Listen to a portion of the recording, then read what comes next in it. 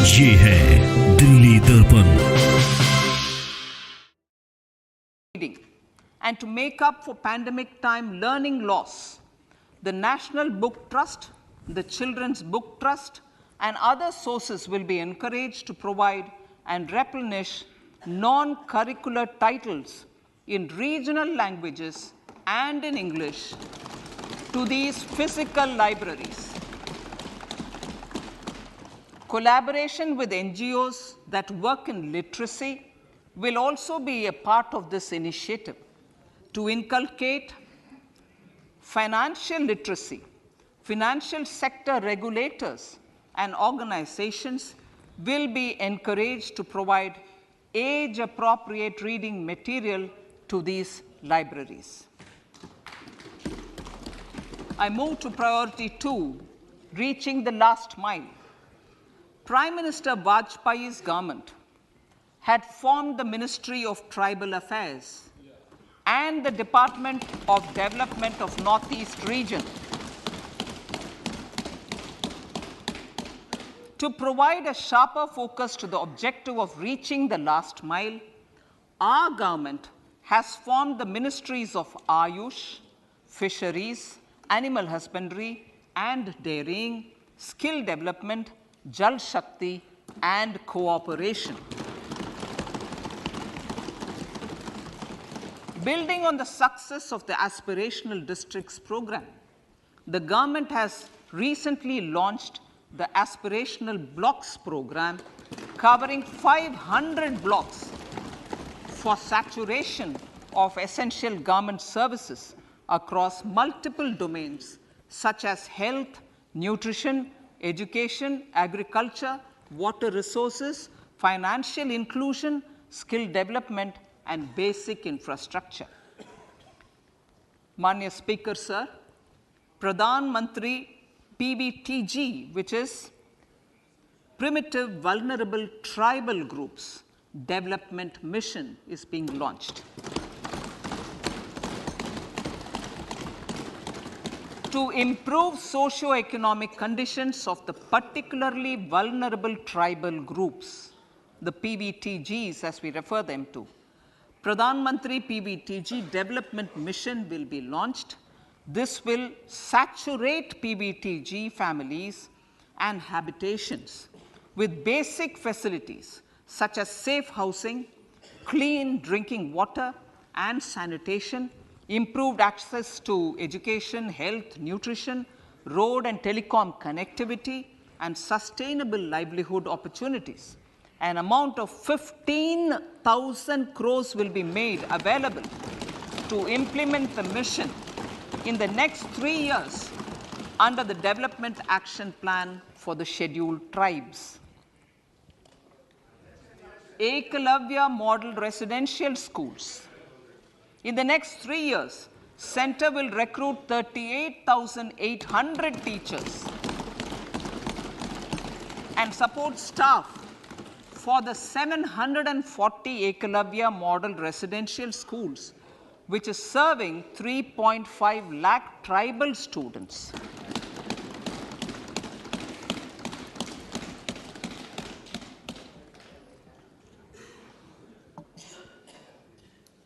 In the drought-prone central regions of Karnataka, central assistance of 5,300 crore will be given to Upper Bhadra project to provide sustainable micro irrigation and filling up of surface tanks for drinking water. PM Awas Yojana. The outlay for PM Awas Yojana is being enhanced by 66% to over 79,000 crores. Bharat Shared Repository of Inscriptions will be set up in a digital epigraphy museum with digitization of 1 lakh ancient inscriptions in the first stage. Support for poor prisoners. For poor persons who are in prisons and unable to afford the penalty or the bail amount, required financial support will be provided.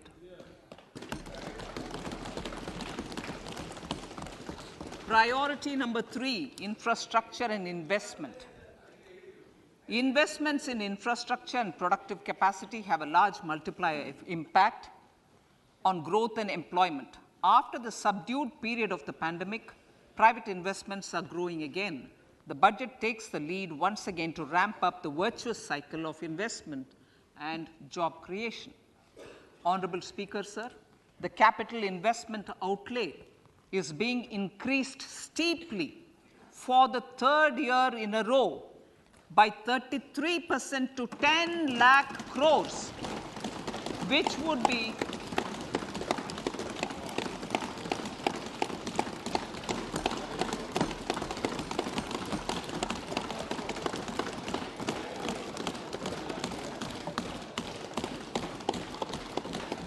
which would be 3.3% of GDP.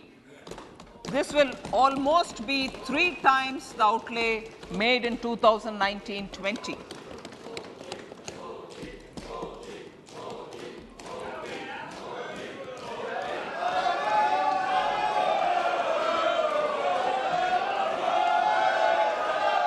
This substantial increase in recent years is central to the government's efforts to enhance growth potential and job creation, crowd in private investments, and provide a cushion against global headwinds. The direct capital investment by the center is complemented by the provision made for creation of capital assets through grants and aids to state. The effective capital expenditure of the center is budgeted at 13.7 lakh crore rupees, which will be 4.5% of GDP. Support to state governments for capital investment. I have decided to continue the 50-year interest-free loan to state governments for 1 more year to spur investment in infrastructure and to incentivize them for complementary policy actions with a significantly enhanced outlay of 1.3 lakh crores.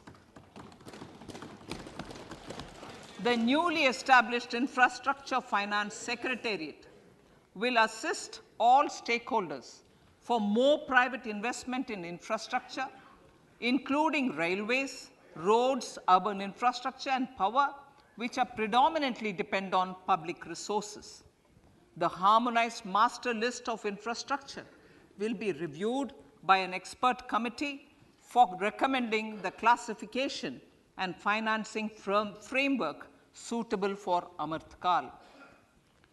A capital outlay, I'm talking about railways now, sir, Honorable Speaker, railways. A capital outlay of 2.40 lakh crores has been provided for the railways. This is the highest ever outlay this highest ever outlay is about 9 times the outlay made in 2013-14. 100 critical transport infrastructure projects for last and first mile connectivity for ports, coal, steel, fertilizer, and food grain sectors have been identified. They will be taken up on priority with investment of 75,000 crores, including 15,000 crore from private sources. 50 additional airports, heliports, water aerodromes, and advanced landing grounds will be revived for improving regional air connectivity.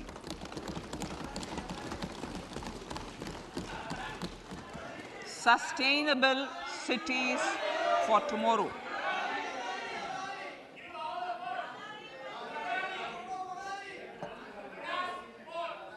States and cities will be encouraged to undertake urban planning reforms and actions to transform our cities into sustainable cities of tomorrow. This means efficient use of land resources, adequate resources for urban infrastructure, transit-oriented development, enhanced availability and affordability of urban land, and opportunities for all.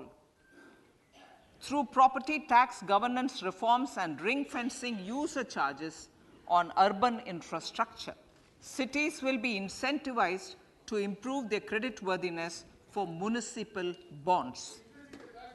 Like the RIDF, an Urban Infrastructure Development Fund will be established through use of priority sector lending shortfall. This will be managed by the National Housing Bank and will be used by public agencies to create urban infrastructure in Tier 2 and Tier 3 cities. States will be encouraged to leverage resources from the grants of the 15th Finance Commission as well as existing schemes to adopt appropriate user charges while accessing the UIDF.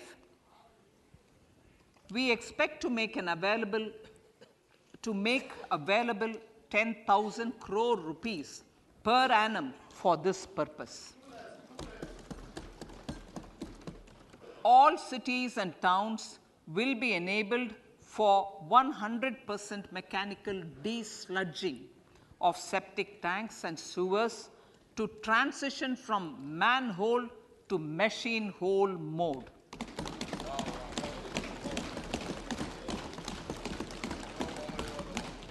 Enhanced focus will be provided for scientific management of dry and wet waste. Honorable Speaker, sir, our Prime Minister had said, good governance is the key to a nation's progress. Our government is committed to providing a transparent and accountable administration which works for the betterment and welfare of common citizens. Mission Karma Yogi. Under Mission Karma Yogi, center, states and the union territories are making and implementing capacity building plans for civil servants. The government has also launched an integrated online training platform, I Got Karma Yogi, to provide continuous learning opportunities for lakhs of government employees to upgrade their skills and facilitate people-centric approach. Sir, for enhancing ease of doing business, more than 39,000 compliances have been reduced and more than 3,400 legal provisions have been decriminalized. For furthering the trust-based governance, we have introduced the Jan Vishwas Bill to amend 42 central acts. This budget proposes a series of measures to unleash the potential of our economy. Centers of Excellence for Artificial Intelligence. For realizing the vision of Make AI in India and Make AI Work for India, 3 centers of excellence for artificial intelligence will be set up in top educational institutions. Leading industry players will partner in conducting interdisciplinary research, develop cutting-edge applications, and scalable problem solutions in the areas of agriculture, health, and sustainable cities. This will galvanize an effective AI ecosystem and nurture quality human resources in the field. National Data Governance Policy. To unleash innovation and research by startups and academia, a national data governance policy will be brought out. This will enable access to anonymized data. The KYC process will be simplified, adopting a risk-based instead of one-size-fits-all approach. The financial sector regulators will also be encouraged to have a KYC system fully amenable to meet the needs of digital India. one-stop solution for identity and address updating, a one-stop solution for reconciliation and updating of identity and address of individuals maintained by various government agencies, regulators, and regulated entities will be established using DigiLocker service and Aadhaar as foundational identity. Speaker, sir, common business identifier for the business establishments required to have a permanent account number. The PAN will be used as the common identifier for all digital systems of specified government agencies. This will bring ease of doing business, and it will be facilitated through a legal mandate. For obviating the need for separate submission of same information to different government agencies, a system of unified filing process will be set up. Such filing of information or return in simplified forms on a common portal will be shared with other agencies as per the filer's choice. Vivad se Vishwas 1, relief for MSMEs. In cases of failure by MSMEs to execute contracts during the COVID period, 95% of the forfeited amount relating to the bid or performance security will be returned to them by government and government undertakings. This will provide relief to the MSMEs. Vivad se Vishwas 2, settling contractual disputes. To settle contractual disputes of government and government undertakings, wherein arbitral award is under challenge in a court, a voluntary settlement scheme with standardized terms will be introduced.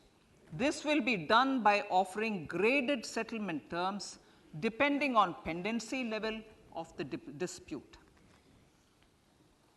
The state support mission of Niti Aayog will be continued for 3 years for our collective efforts towards national priorities. Result-based financing. To better allocate scarce resources for competing development needs, the financing of select schemes will be changed on a pilot basis from input-based to result-based. E-courts. For efficient administration of justice, phase 3 of e-courts projects phase 3 of the e-courts project will be launched with an outlay of 7,000 crores.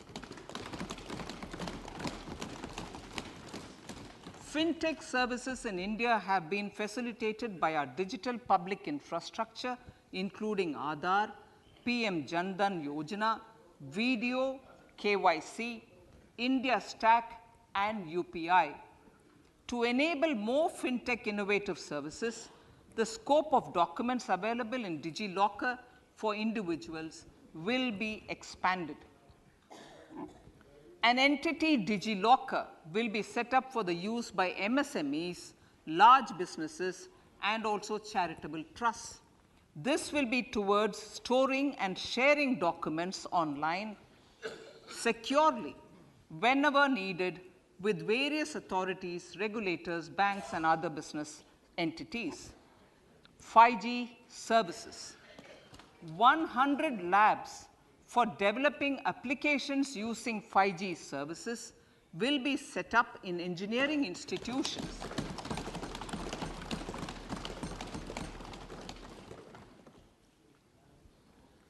To realize a new range of opportunities, business models, and employment potential. The labs will cover, among others, applications such as smart classrooms, precision farming, intelligent transport systems, and healthcare applications. Lab-grown diamonds.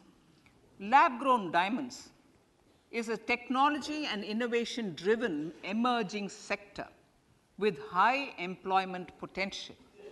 These environment friendly diamonds, which have optically and chemically the same properties as natural diamonds. To encourage indigenous production of LGD, lab-grown diamond seeds and machines, and to reduce import dependency, a research and development grant will be provided to one of the IITs for 5 years. To reduce the cost of production, a proposal to review the custom duty on LGD seeds will be indicated in Part B of the speech. I come to the fifth priority, Honorable Speaker, sir, green growth. Honorable Prime Minister has given a vision for life or lifestyle for environment to spur a movement of environmentally conscious lifestyle.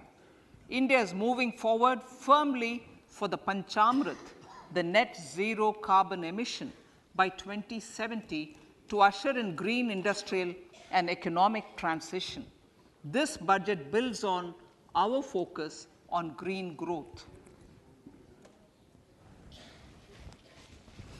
The recently launched National Green Hydrogen Mission, with an outlay of 19,700 crores, will facilitate transition of the economy to low carbon intensity, reduce dependence on fossil fuel imports, and make the country assume technology and market leadership in this sunrise sector. Our target is to reach an annual production of 5 MMT by 2030. Energy transition. This budget provides for 35,000 crores for priority capital investment towards energy transition and net zero objectives and energy security by Ministry of Petroleum and Natural Gas. To steer the economy on sustainable development path, battery energy storage systems with capacity of 4,000 MWH will be supported with viability gap funding. A detailed framework for pumped storage projects will also be formulated. Renewable energy evacuation. The interstate transmission system for evacuation and grid integration of 13 gigawatt renewable energy from Ladakh will be constructed with investment of 20,700 crore, including central support of 8,300 crores. Green credit program. For encouraging behavioral change, a green credit program will be notified under the Environment Protection Act. This will incentivize environmentally sustainable and responsive actions by companies, individuals, and local bodies, and help mobilize additional resources for such activities. PM Program for Restoration, Awareness, Nourishment, and Amelioration of Mother Earth, PM Pranam, will be launched to incentivize states and union territories to promote alternative fertilizers and balanced use of chemical fertilizers. Go Bardhan scheme. 500 new waste to wealth plants under Go Bardhan, galvanizing organic bio-agro resources done. Go Bardhan scheme will be established for promoting circular economy. These will include 200 compressed biogas plants, including 75 plants in urban areas, and 300 community or cluster-based plants at a total investment of 10,000 crores. I will refer to this in Part B also. In due course, a 5% CBG mandate will be introduced for all organizations marketing natural and biogas. For collection of biomass and distribution of biomanure, appropriate fiscal support will also be provided. Bharatiya Prakritik Kheti Bio Input Resource Centers. Over the next 3 years, we will facilitate 1 crore farmers to adopt natural farming. For this, Honorable Speaker, 10,000 bio input resource centers will be set up, creating a national level distributed micro fertilizer and pesticide manufacturing network. Mishti.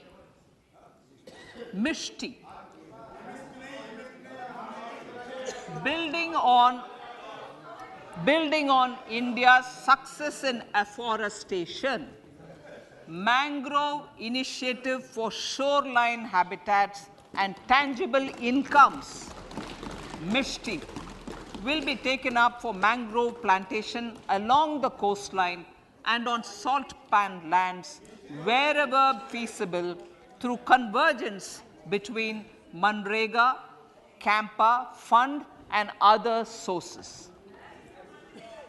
Amrit Dharohar. Wetlands are vital ecosystems which sustain biological diversity. In his latest Mann Ki Baat, the Prime Minister said, now, I quote, now the total number of Ramsar sites in our country has increased to 75, whereas before 2014, there were only 26, unquote. Local communities have always been at the forefront of conservation efforts. The government will promote their unique conservation values through Amrit Dharohar, a scheme that will be implemented over the next 3 years to encourage optimal use of wetlands and enhance biodiversity, carbon stock, ecotourism opportunities, and income generation for local communities. Coastal shipping.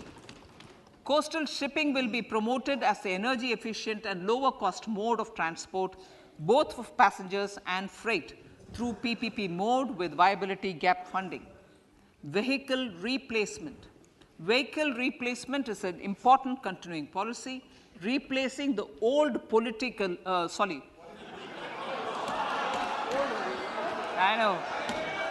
replacing, absolutely, thank you. Replacing old polluting vehicles, may be applicable, right? Replacing old polluting vehicles is an important part of greening our economy. In furtherance of the vehicle scrapping policy mentioned in Budget 21-22, I have allocated adequate funds to scrap old vehicles of the central government. States will also be supported in replacing old vehicles and old state ambulances. Honorable Speaker, sir, I move to priority 6, youth power. To empower our youth and help the Amrit PD realize their dreams, we have formulated the National Education Policy, which is very wide in its scope, but one of the things is also to focus on skilling, adopted economic policies that facilitate job creation at scale and have supported business opportunities. Pradhan Mantri Kaushal Vikas Yojana. Pradhan Mantri Kaushal Vikas Yojana 4.0 will be launched to skill lakhs of youth within the next 3 years. On-job training, industry partnership, and alignment of courses with needs of industry will be emphasized. The scheme will also cover new age courses for Industry 4.0 like coding, AI, robotics, mechatronics, IoT, 3D printing, drones, and other soft skills. To skill youth for international opportunities, 30 Skill India international centers will be set up across different states. The digital ecosystem for skilling will be further expanded with the launch of a unified Skill India digital platform for enabling demand-based formal skilling, linking with employers including MSMEs, and facilitating access to entrepreneurship schemes. To provide stipend support to 47 lakh youths in 3 years, direct benefit transfer under a pan-India national apprenticeship promotion scheme will be rolled out. Tourism. Honorable Speaker, sir, with an integrated and innovative approach, at least 50 destinations will be selected through challenge mode. In addition to aspects such as physical connectivity, virtual connectivity, tourist guides, high standards for food streets, and tourist security, all the relevant aspects would be made available on an app to enhance tourist experience. Every destination would be developed as a complete package. The focus of development of tourism would be on domestic as well as foreign tourists.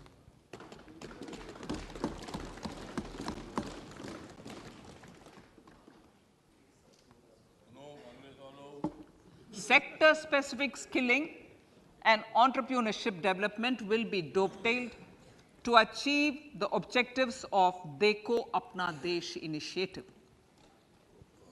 This was launched as an appeal by the Honorable Prime Minister to the middle class to prefer domestic tourism over international tourism. The integrated development of theme-based tourist circuits, the Swadesh Darshan scheme, was also launched. Under the Vibrant Villages program, tourism infrastructure and amenities will be facilitated in border villages. Unity Mall. States will be encouraged to set up a Unity Mall in their state capital or most prominent tourism center or the financial capital for promotion and sale of their one district, one product and GI products and other handicraft products, and for providing space for such products of all other states as well. Sir, priority number 7, financial sector. Our reforms in the financial sector and innovative use of technology have led to financial inclusion at scale, better and faster service delivery, ease of access to credit, and participation in financial markets. This budget proposes to further these measures. Credit guarantee for MSMEs. Last year, I proposed revamping of the credit guarantee scheme for the MSMEs. I am happy to announce that the revamped scheme will take effect from 1st April 2023 through infusion of 9,000 crores in the corpus. This will enable additional collateral-free guaranteed credit of 2 lakh crores of rupees. Further, the cost of credit will be reduced by about 1%. A national financial information registry will be set up to serve as the central repository of financial and ancillary information. This will facilitate efficient flow of credit, promote financial inclusion, and foster financial stability. A new legislative framework will govern this credit public infrastructure and will be designed in consultation with the RBI. To meet the needs of Amritkal and to facilitate optimum regulation in the financial sector, public consultation, as necessary and feasible, will be brought to the process of regulation making and issuing subsidiary directions.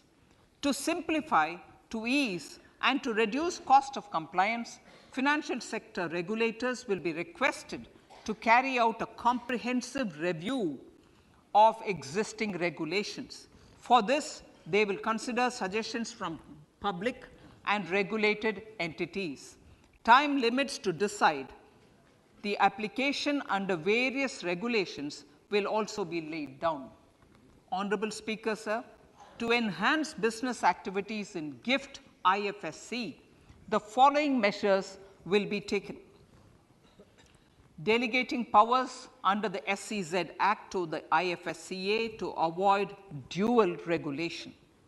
Setting up a single window IT system for registration and approval of IFSCA, SEZ authorities, GSTN, RBI, SEBI, and IRDAI. Permitting acquisition financing by IFSC banking units of foreign banks. Establishing a subsidiary of Exim Bank for trade refinancing. Amending IFSCA Act for statutory provisions for arbitration, ancillary services, and avoiding dual regulation under the SEZ Act, and recognizing offshore derivative instruments as valid contracts. Honorable Speaker, sir, data embassy. For countries looking for digital continuity solutions, we will facilitate setting up of their data embassies in GIFT IFSC.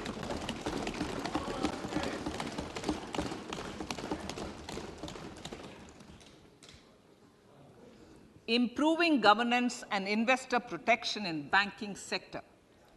To improve bank governance and enhance investors' protection, certain amendments to the Banking Regulation Act, the Banking Companies Act, and the Reserve Bank of India Act are being proposed. Capacity building in securities market. Honorable Speaker, sir, to build capacity of functionaries and professionals in the securities market, SEBI will be empowered to develop, regulate, maintain, and enforce norms and standards for education in the National Institute of Securities Markets and to recognize award of degrees, diplomas, and certificates. A central processing center will be set up for faster response to companies through centralized handling of various forms filed with field office. Latest खबरों के लिए subscribe करें हमारा YouTube channel या फिर लोगों